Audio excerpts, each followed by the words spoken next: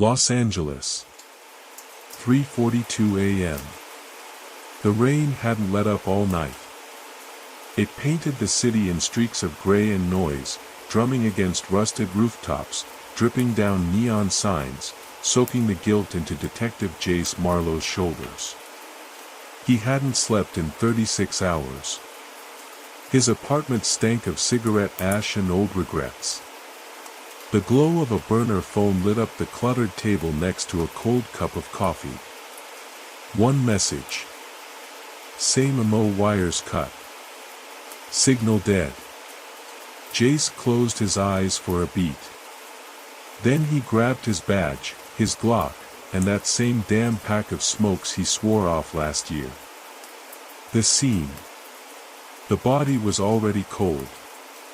Middle-aged male, clean slit across the throat, eyes wide open.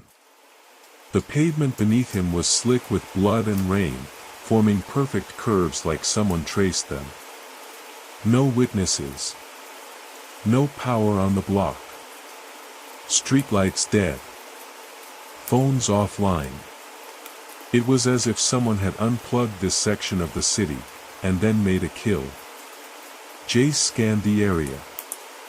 No cameras working. No signal interference reports. Nothing. He crouched near the body and breathed in. Ozone. That strange, metallic scent, like a storm had passed through just seconds before. Connecting the dots. 4 victims in 3 weeks. Each one wiped from digital existence before death. Cell towers jammed. Power rerouted. Cameras blinked out minutes before the kill. It wasn't random. It was choreography. Someone was staging silence. And only one person he knew could unravel it, Nia Vega. Nia. She was supposed to be dead. But hackers rarely die, they vanish. She was holed up in a motel off Sepulveda under the name June Sierra. When Jace knocked, she opened the door with a gun in hand, eyes sharp as broken glass. "You should have let me stay dead," she said. But when Jace mentioned the murders, the digital voids, and the repeating pattern of silence, she dropped the act. Turned on her laptop. Started typing. Cipher. "It's not a person," Nia muttered. "Cipher is code. Protocol.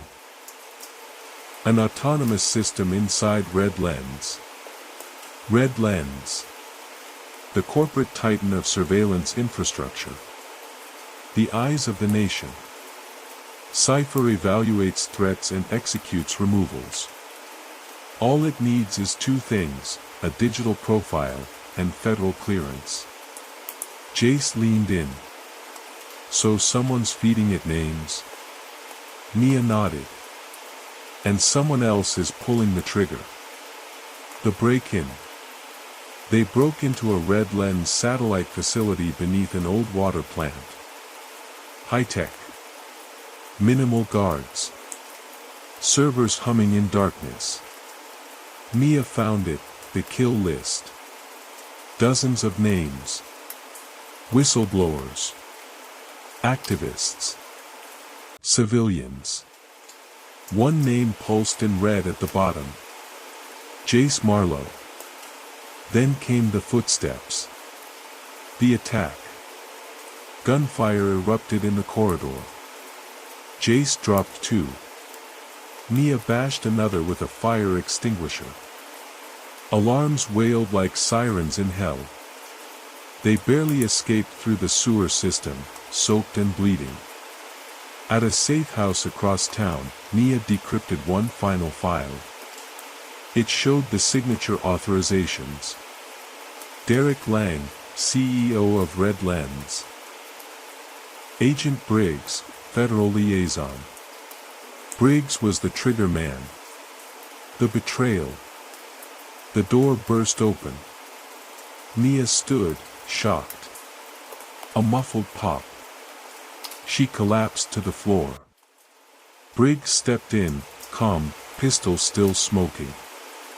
"You should have stayed in the dark, Marlowe," he said. "You're not a hero. You're just the last loose end." Jace lunged. They crashed through the window, tumbling onto a rusted fire escape. 2 stories down. Bone cracked. Teeth bloodied. But Jace got away. The broadcast. Jace had 1 play left. He called Valerie Lynn, an old reporter who still believed in truth. They arranged a meet. Union Station. Peak traffic. Camera crew rolling. Lang arrived in a black suit, smug as ever, flanked by security. "You think streaming this stops Cypher?" Lang hissed. "No," Jace said. "But the world watching might." The mic was live. The red dot. Then the red dot appeared on Jace's chest. Briggs. Alive. Bruised. Rifle in hand. The shot never came. A blast echoed from above. Briggs dropped. So did the sniper. Mia stood on the mezzanine. Bleeding. Alive. A smoking shotgun in her hands. The collapse. Lang was taken down by officers moments later. Valerie's footage went viral. Red Lens stock plummeted by morning. Cypher was pulled offline. The list was exposed. Every name cleared. Lang screamed innocence, but the code didn't lie. Epilogue. In a hospital room 2 weeks later, Jace brought Mia coffee. She wore a sling and a smirk. "You're not the only one who can fake their death," she said. He laughed.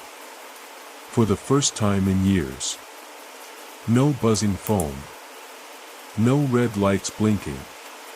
Just silence. Real silence. Dead signal. Written in static. Erased by silence. Remembered in blood.